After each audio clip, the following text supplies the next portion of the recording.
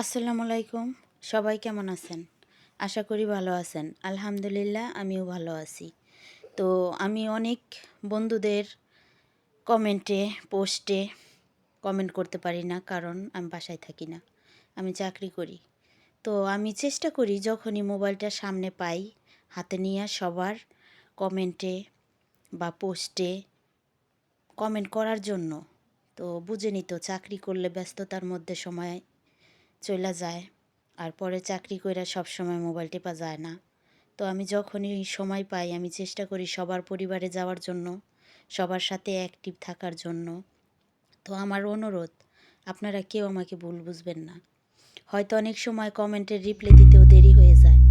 তো এইসব ব্যাপার নিয়ে কেউ আমাকে ভুল বুঝবেন না। তো আমি অনেক কষ্ট পাবো যদি আপনারা ভুল বুঝেন। তো আজকে অনেক কিছু বললাম।